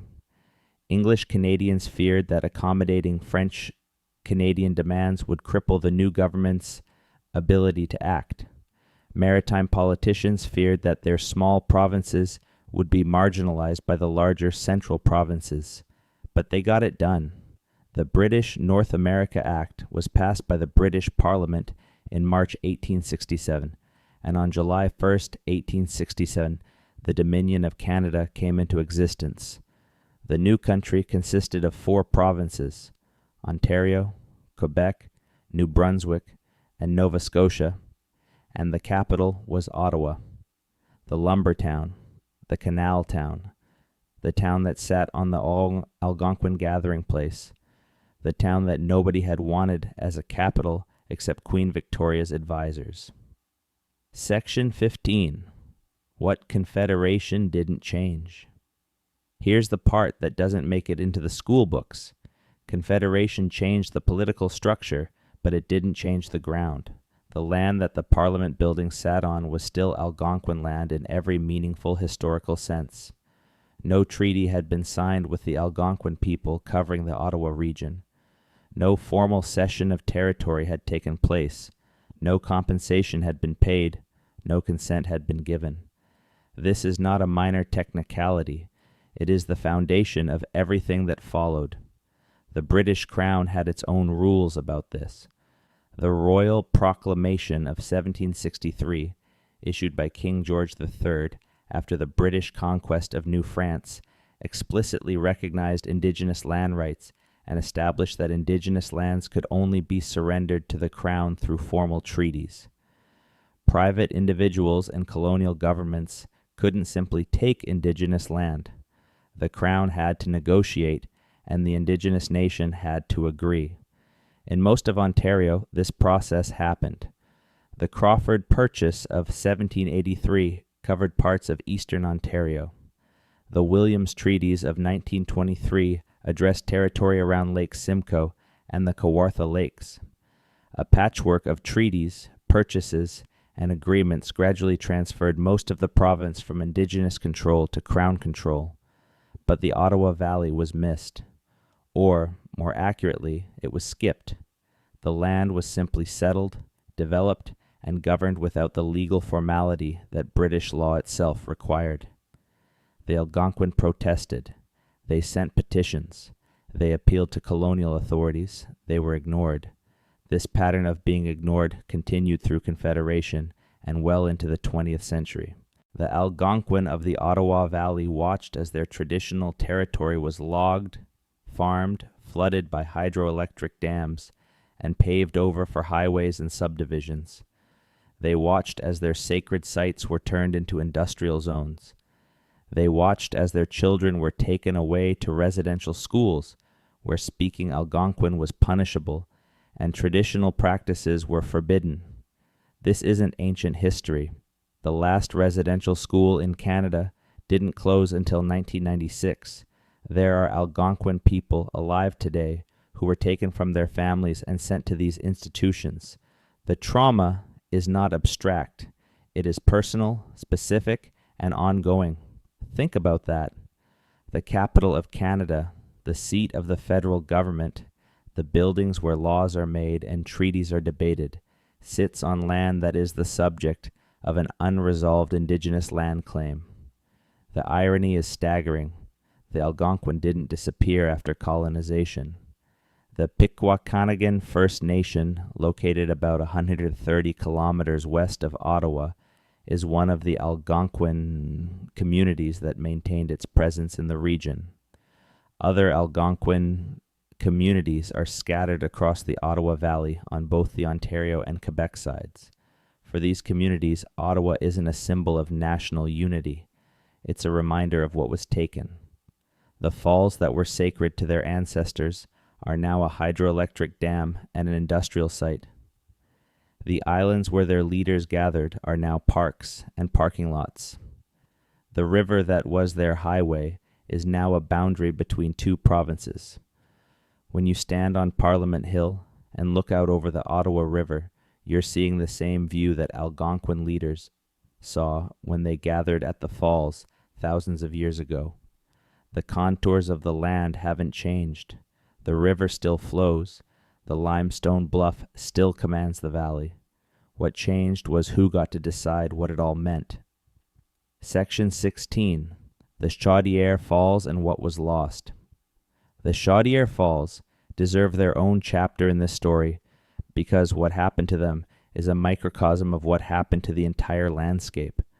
For thousands of years, the falls were one of the most dramatic natural features in eastern North America. The river narrowed, accelerated, and plunged over a series of cascades and cataracts that stretched across the full width of the channel.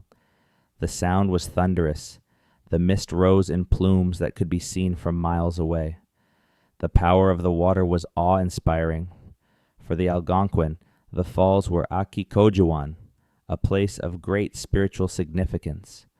The word roughly translates to place of many fish, or a place where the kettle boils, depending on the interpretation.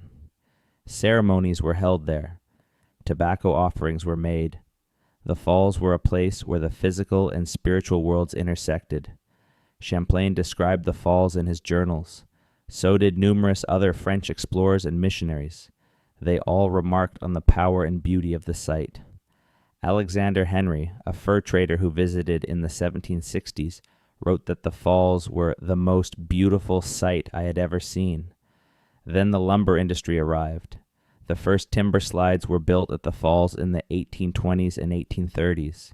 These were ingenious structures, wooden chutes filled with rushing water that allowed timber cribs to bypass the falls and continue their journey downstream. The first slide was designed by Ruggles Wright, Philemon Wright's son, and it quickly became one of the tourist attractions of the region. Visitors came from as far as Europe to watch the timber cribs shoot through the slides, logs crashing through white water while the raftsmen rode them like cowboys on wooden bulls. It was spectacular and terrifying in equal measure. Then came the sawmills. The first small mills appeared in the 1830s, harnessing the fall's water power to drive circular and gang saws. By the 1850s, the mills had grown enormously, and the falls were being systematically engineered to maximize power output. Dams were built to control water flow. Penstocks and flumes channeled water to turbines. Every drop that fell over the chaudière was captured and put to work. Then came the larger dams. By the 1880s, the falls had been almost entirely harnessed for industrial power. The natural cascade was dammed, diverted, and channeled through penstocks and turbines. The sound of the falls was replaced by the sound of machinery.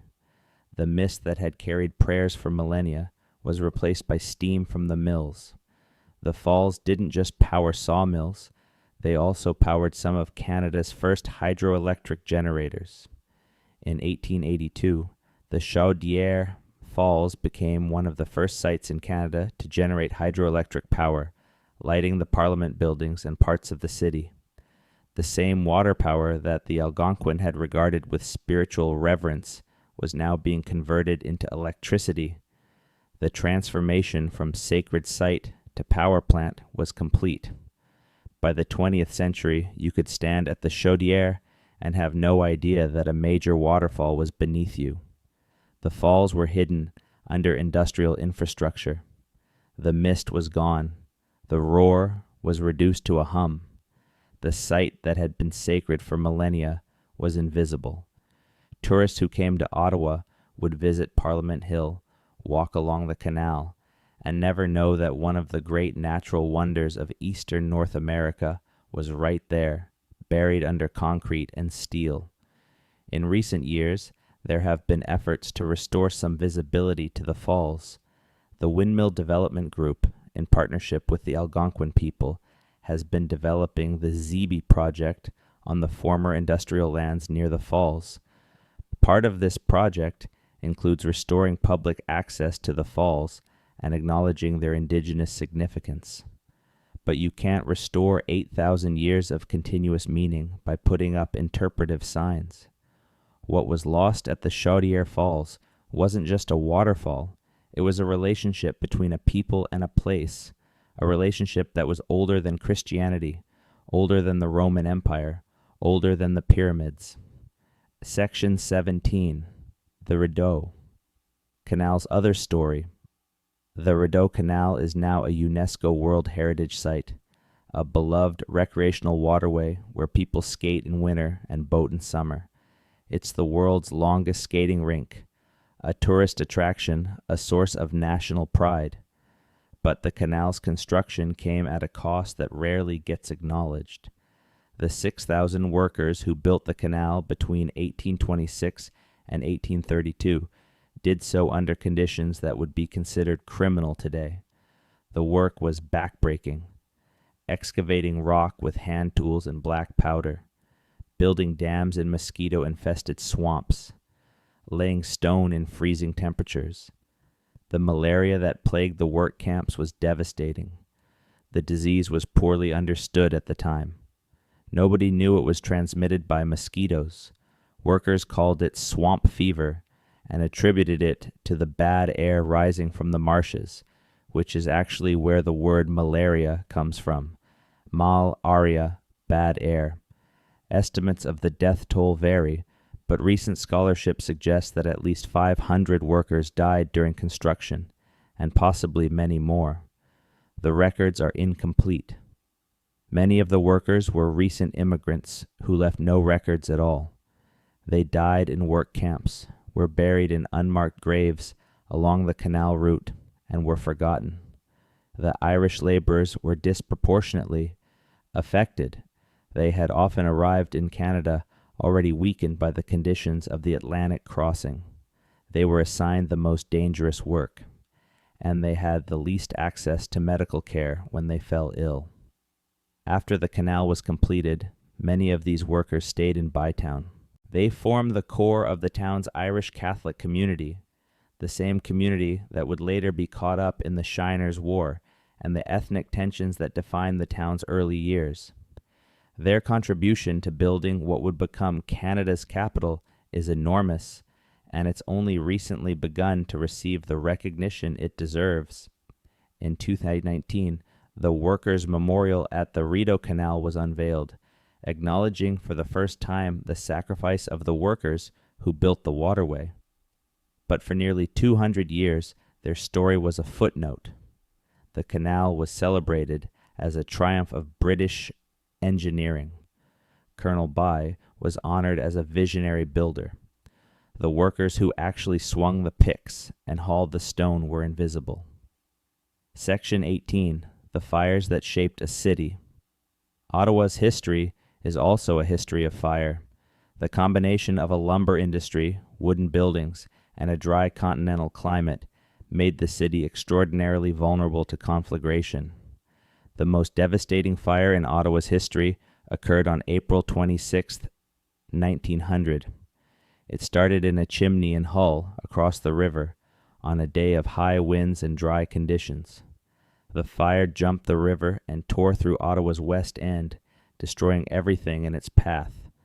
By the time it was over, the fire had consumed roughly 14,000 acres. Over 15,000 people were left homeless. Hundreds of buildings were destroyed, including sawmills, homes, churches, and businesses. The damage was estimated at hundreds of millions in today's dollars. The fire's path through the city was determined by the same geography that had shaped everything else about Ottawa. The wind drove the flames along the river, through the lumber yards and sawmill complexes where decades of sawdust, bark, and scrap wood had accumulated. These materials burned with extraordinary intensity, generating heat that ignited buildings hundreds of meters ahead of the main fire front. The firefighting response was overwhelmed within minutes. Ottawa's fire department in 1900 was equipped for ordinary house fires, not a firestorm. The water pressure was insufficient to reach the upper stories of the taller mill buildings. The fire hydrants in the industrial district were too far apart, and the wind was relentless, carrying burning embers across the river and into neighborhoods that would otherwise have been safe. Residents fled ahead of the flames, carrying whatever they could. Families loaded furniture and clothing onto wagons, handcarts, and their own backs. Some fled to the river itself, standing in the shallows while their homes burned. Others made for the open ground of Lansdowne Park, south of the fire zone, where thousands of refugees gathered in stunned disbelief. The response from outside Ottawa was swift.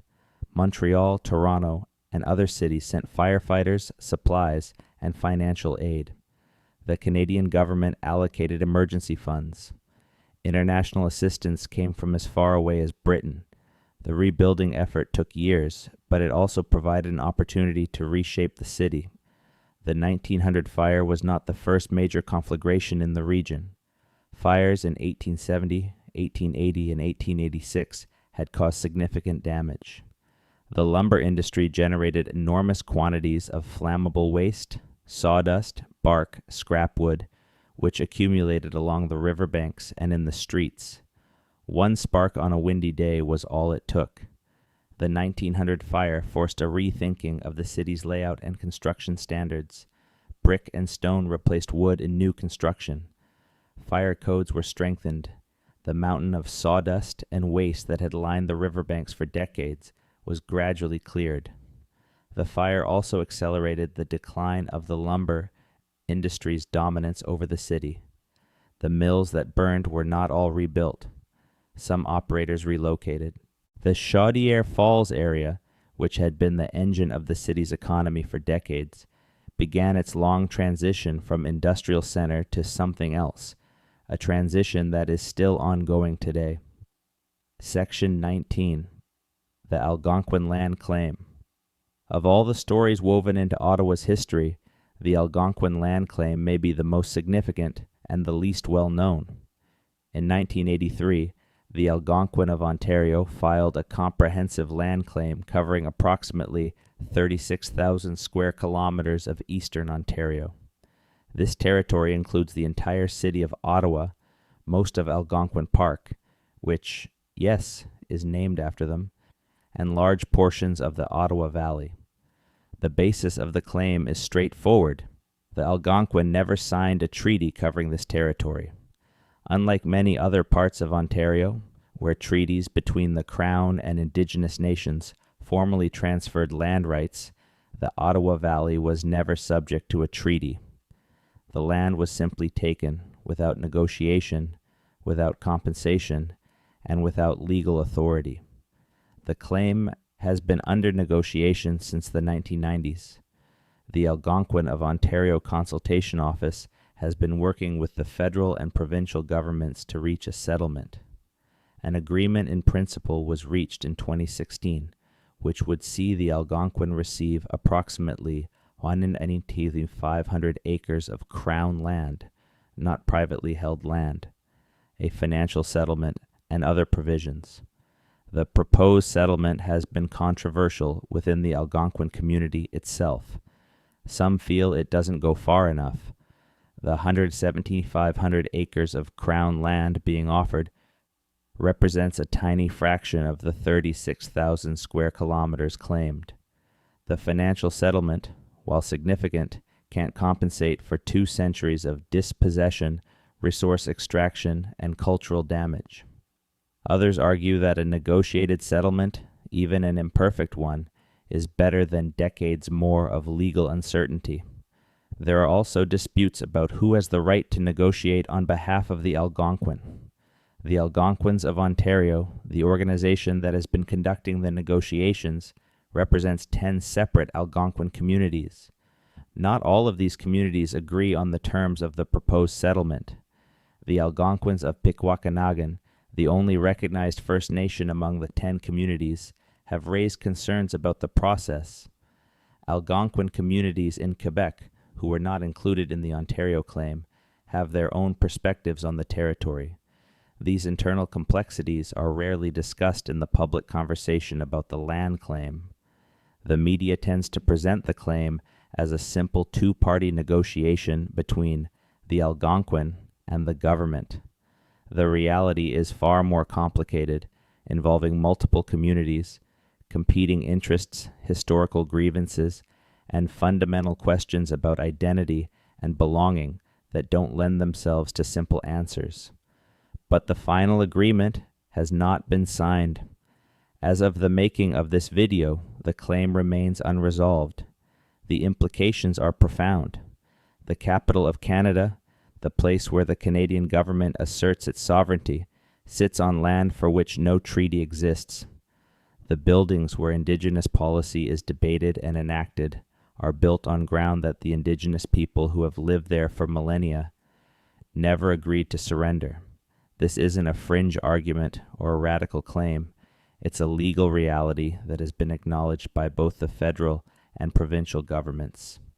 The negotiations are happening because the governments recognize that the Algonquin claim has merit. For the Algonquin communities involved, the claim isn't just about land. It's about recognition. It's about acknowledging that they were here first, that their relationship to this place predates every European institution that has been built on it, and that their rights were never lawfully extinguished. When the Fathers of Confederation gathered in 1867 to create a new country, they didn't ask the Algonquin for permission. They didn't acknowledge that they were building their government on someone else's homeland. They didn't include Indigenous peoples in the discussions about what kind of country Canada would be. 159 years later, that conversation is still happening. Section 20, the layers beneath your feet. If you visit Ottawa today, you can see all of these layers if you know where to look. Start at the Canadian Museum of History in Gatineau, across the river from Parliament Hill. The museum sits near the site of Philemon Wright's original settlement. Inside, the Grand Hall contains the world's largest collection of totem poles, though these are from the Pacific Northwest, not the Ottawa Valley. The museum's Indigenous collections include artifacts from the Ottawa Valley Algonquin, but you have to look for them. They're not the centerpiece. Cross the Alexandra Bridge to Parliament Hill. Stand on the lawn and look out over the river. The view is essentially unchanged from what Champlain saw in 1613. The river is the same river. The hills across the water are the same hills. The limestone bluff you're standing on is the same bluff that the Algonquin used as a lookout for thousands of years. Walk down to the Rideau Canal locks behind the Chateau Laurier. These are Colonel Bye's original locks built between 1826 and 1832. They still work. The stone was laid by Irish laborers, many of whom died building them. There's a small museum at the top of the locks that tells some of this story. But the full story, the malaria deaths, the exploitation, the unmarked graves, is bigger than any museum can contain. Walk west along the river to the Chaudière Falls. This is harder because the falls are still partially hidden by industrial infrastructure. But the ZB development is opening up new access points, and for the first time in over a century, you can begin to see what the falls once looked like. Victoria Island, just below the falls, is one of the most historically significant sites in the region. This is where the Algonquin gathered for ceremonies. This is where the fur traders camped. This is where the lumber barons built their empires. It's a small island, but it carries the weight of 8,000 years. If you keep walking west, you'll reach Le Breton Flats, a large area of redevelopment near the falls. This neighborhood was once the heart of Bytown's working-class community. It was demolished in the 1960s as part of an urban renewal project that displaced thousands of residents, many of them from the same Irish and French Canadian communities that had lived there for over a century. The flats are being redeveloped now with plans for housing, a new arena, and public spaces. But the demolition of Le Breton Flats is another layer of displacement in a place that has seen many. Section 21. What the River Remembers. The Ottawa River doesn't care about politics. It doesn't know about Confederation, or land claims, or lumber barons. It flows because gravity tells it to, and it has been flowing through this landscape for about 10,000 years. But rivers carry memory in their own way. The geology of the Ottawa Valley records every phase of this story. The marine clay deposited by the Champlain Sea still underlies the city. Construction workers hit it regularly when digging foundations. It's the reason some parts of Ottawa have unstable soil, the same clay that settled on the ocean floor 12,000 years ago. The river's watershed covers an area of about 146,000 square kilometers. That's larger than England. Everything that happens in that watershed eventually makes its way to the river. The chemicals from abandoned lumber mills, the sediment from construction sites, the remnants of 10,000 years of human activity. The Algonquin understood the river as a living entity. It had moods and seasons. It demanded respect. The offerings made at the falls were acknowledgments of that relationship, expressions of gratitude for what the river provided and awareness of what it could take away. Modern Ottawa has a different relationship with the river. For most residents, the river is scenery. It's the view from the parkway. It's the backdrop for Parliament Hill. It's the body of water they cross on their way to work. But the river still floods. In 2017 and again in 2019, the Ottawa River experienced devastating spring floods that affected communities across the valley.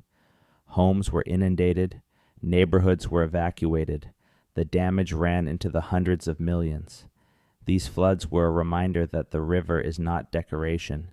It's a force of nature that predates every human structure in its path, and it doesn't recognize property lines or political boundaries. The Algonquin could have told you that. They did tell the French over 400 years ago.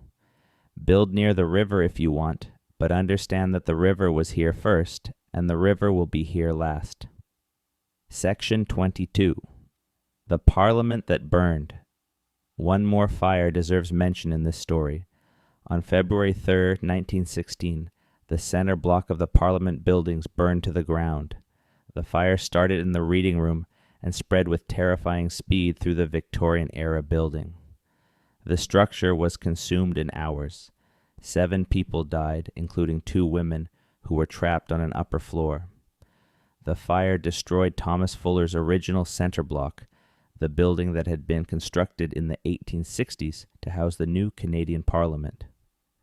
The Library of Parliament at the rear of the building was saved by a quick-thinking librarian who closed its heavy iron doors, cutting it off from the rest of the structure.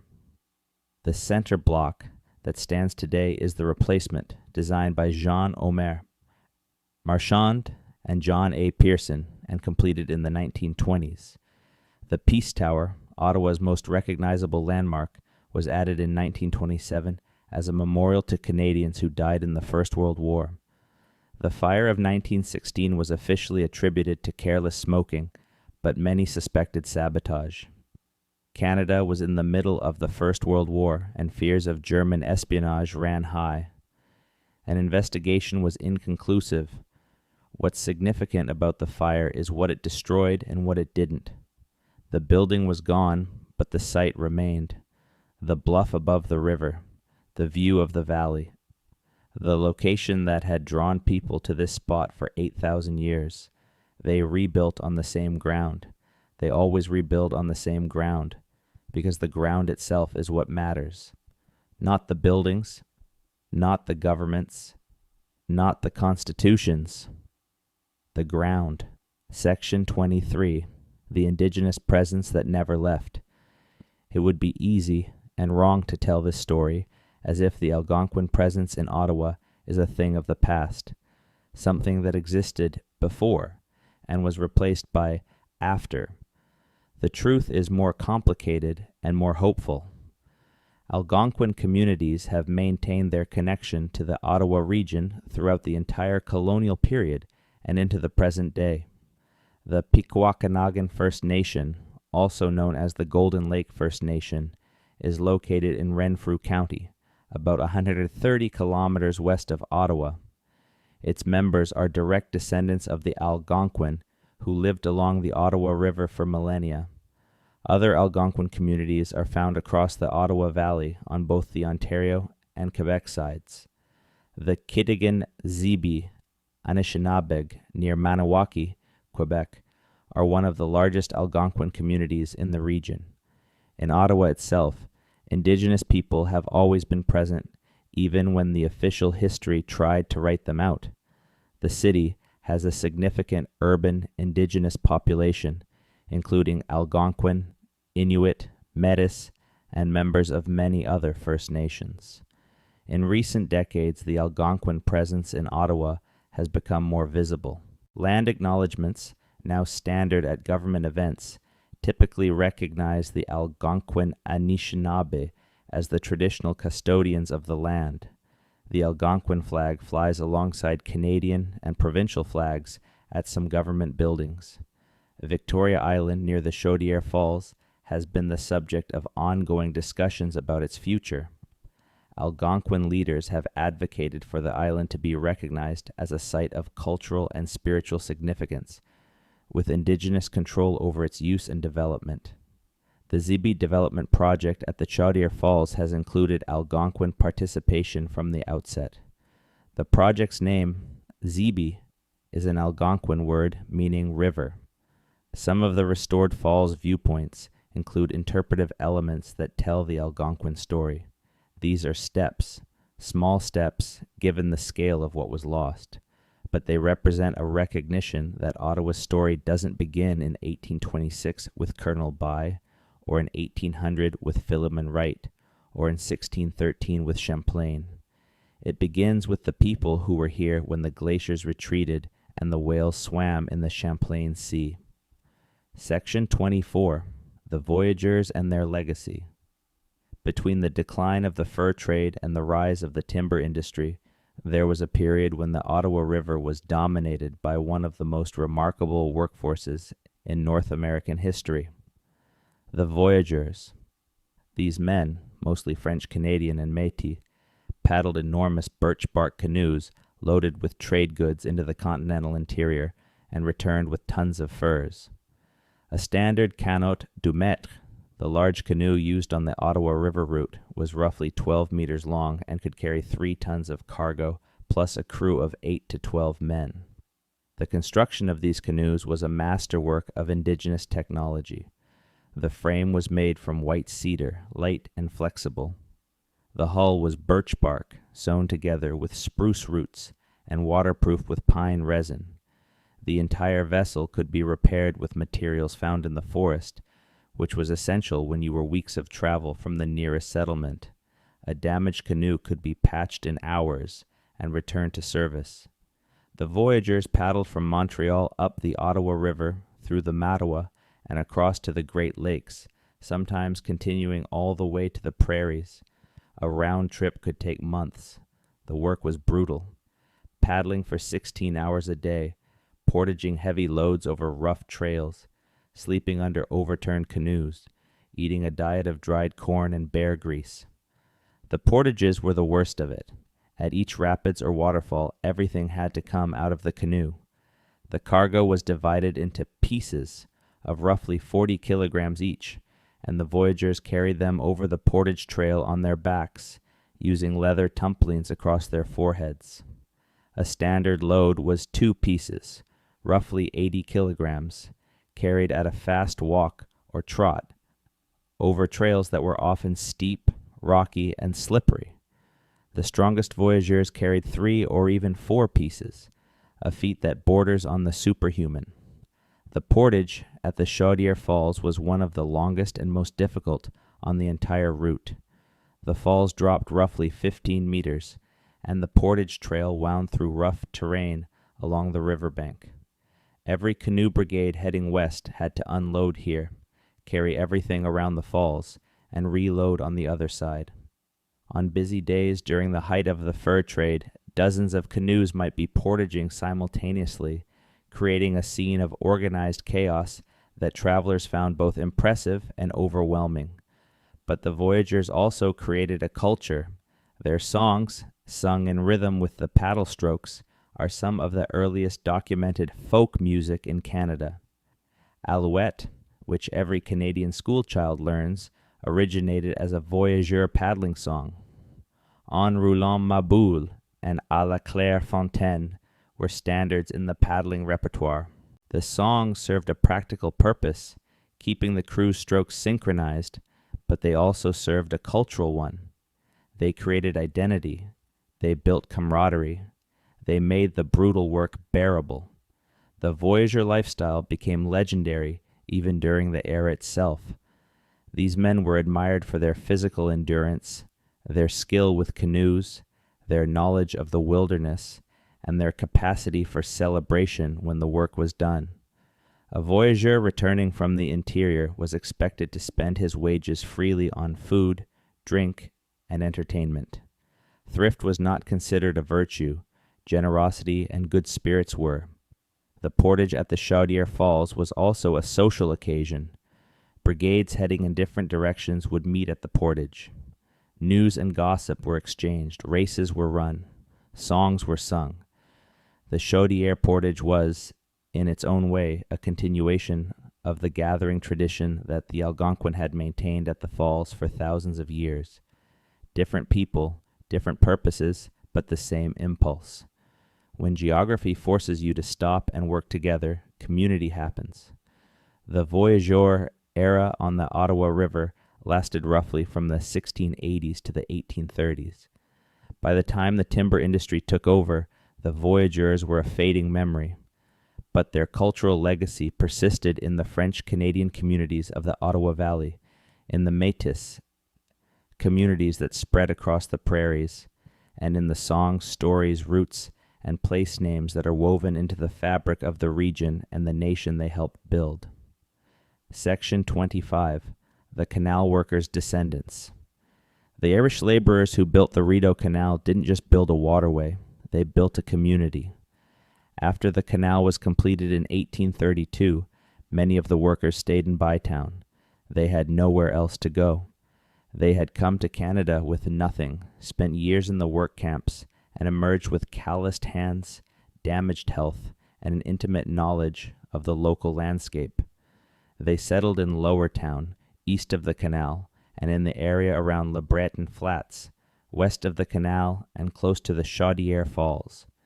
They built small houses, established parishes, and created the tight-knit Irish Catholic community that would shape Bytown's character for generations. St. Patrick's Church, built in 1872 on Kent Street, became the spiritual center of Ottawa's Irish Catholic community. St. Brigid's Church in Lower Town served the same function for the east side. These parishes weren't just places of worship. They were social hubs, mutual aid societies, and political organizations rolled into one. The Irish community in Ottawa produced politicians, priests, businessmen, and laborers who shaped the city's development.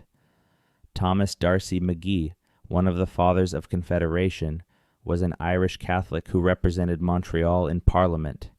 He was assassinated in Ottawa in 1868, shot on Spark Street by a Fenian sympathizer. It was the only assassination of a federal politician in Canadian history. The Le Breton Flats community, which was predominantly Irish and French-Canadian working class, thrived for over a century before being demolished in the 1960s. The neighborhood was declared a blighted area by the National Capital Commission and razed to make way for redevelopment that didn't materialize for decades. For the residents who were forced out, the demolition was devastating. Families that had lived in the flats for generations were scattered across the suburbs. Community bonds that had held through the Shiners' War, through economic depressions, through 2 world wars, were broken. Churches were demolished. Corner stores closed. The social network that had supported families through hard times simply ceased to exist. The National Capital Commission's rationale was that Le Breton Flats was blighted, a euphemism that allowed the government to condemn and seize properties at below-market prices. The residents, mostly working-class renters, without the resources to fight the government in court, had no meaningful recourse. Some received compensation, many received far less than their homes and businesses were worth, and all of them lost something that couldn't be measured in dollars, the intangible value of community, of belonging, of place. The Le Breton Flats demolition was Ottawa's version of urban renewal, a policy that disproportionately affected working class and minority communities across North America. In the United States, the same philosophy leveled black neighborhoods in city after city. In Ottawa, It destroyed an Irish and French Canadian working-class neighborhood that had existed since the days of Bytown. The flat sat empty for decades after the demolition. The grand redevelopment plans stalled. The cleared land became a wasteland of weeds and parking lots, a monument to the arrogance of planners who assumed they could improve on a century of organic community growth. The parallels to the Algonquin displacement are hard to miss. Different times, different circumstances, different peoples, but the same pattern. Someone in authority decides that a particular group of people is in the way of progress, and that group is moved. The decision makers never seem to live in the neighborhoods they demolish. Section 26. The landscape as archive. Every landscape is an archive. Every hill, every riverbank, every layer of soil contains information about what happened there before. Ottawa's landscape is an exceptionally rich archive because so many different peoples and periods have left their marks on it. The bedrock is Ordovician limestone, roughly 450 million years old. It was formed on the floor of a shallow tropical sea when what is now Ottawa was located near the equator.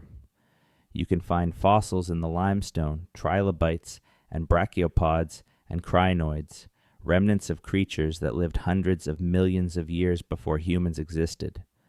On top of the bedrock are layers of glacial till, the debris left behind by the retreating ice sheet. Then comes the marine clay of the Champlain Sea, which you can still see in the clay banks along the Ottawa River. This clay is called Leda clay, and it has a peculiar property. When disturbed, it can liquefy suddenly and catastrophically. Landslides caused by Leda clay failure have killed people in the Ottawa Valley, most notably in the Lemieux landslide of 1993. Above the clay are layers of sand and gravel deposited by the receding sea and the emerging rivers. And in those layers, if you know where to look, you can find the traces of human activity. Stone tools, fire pits, bone fragments, the material evidence of thousands of years of indigenous life. European settlement added its own layers. The stone foundations of Bytown's earliest buildings, the iron hardware of the canal locks, the charred remains of mills and houses destroyed by fire, the accumulated sawdust of the lumber era, which forms distinct strata in the soil near the Chaudière Falls. Modern Ottawa adds more layers every day: concrete and asphalt and steel, fiber optic cables and sewer pipes, the physical infrastructure of a 21st century city laid on top of everything that came before. If you could slice through the ground at Parliament Hill like cutting a cake, you would see it all. The ancient limestone at the bottom, the glacial debris, the marine clay, the thin dark layers of indigenous occupation, the European artifacts, the modern infrastructure. Each layer tells part of the story, and the story is always the same. This place was never empty. This place was never waiting for someone to give it meaning. It has always had meaning. The meaning just keeps getting added to. Section 27, What They Found and What They Chose to Forget. The title of this documentary is Ottawa Wasn't Built in 1867. They found something that was already there. And by now, you know what that something was. It wasn't a building. It wasn't a road. It wasn't a monument. It was a relationship. 8,000 years of relationship between a people and a place. The Algonquin Anishinaabe didn't just live near the Ottawa River. They lived with it. They understood its moods, its rhythms, its seasons. They knew where the fish ran and when. They knew which rapids were navigable and which were deadly. They knew which islands were good for gathering and which were sacred. They had governance. The Quiché-Zipirini chief Tessowat ran a river toll gate that would make a modern highway authority envious. He managed trade relationships spanning hundreds of kilometers. He exercised sovereignty that European diplomats had to acknowledge and negotiate with. They had commerce. Trade networks connected the Ottawa Valley to the Great Lakes, the Atlantic coast, and beyond. Goods moved along these networks for centuries before Europeans arrived to plug into them. They had spirituality. The Chaudière Falls were a place of ceremony and offering. Victoria Island was a place of council.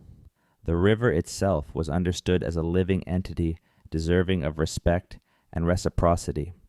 They had history, oral traditions passed knowledge from generation to generation. Stories about the land, the river, the animals, and the ancestors were the archives of a civilization that didn't need written records to preserve its wisdom. All of this was there when Champlain arrived in 1613. All of this was there when Philemon Wright set up his lumber operation in 1800. All of this was there when Colonel By built the canal in 1826. All of this was there when the Parliament buildings went up in the 1860s. And all of this was systematically ignored, suppressed, and forgotten by the colonial society that built on top of it. The choosing to forget was not accidental. It was deliberate. A society that acknowledges it is built on someone else's homeland has to confront uncomfortable questions about legitimacy and justice. It's easier to start the story in 1826 with Colonel By arriving at an empty riverbank. It's easier to begin the narrative in 1857 with Queen Victoria choosing a capital. Now it's easier to celebrate 1867 as a beginning rather than acknowledging it as the latest chapter in a story that was already ancient. But the story doesn't cooperate with that kind of editing. The evidence is in the ground. The descendants are in the communities. The land claim is on the table. The river still flows. Section 28. The Ottawa River. Today, the Ottawa River is many things to many people.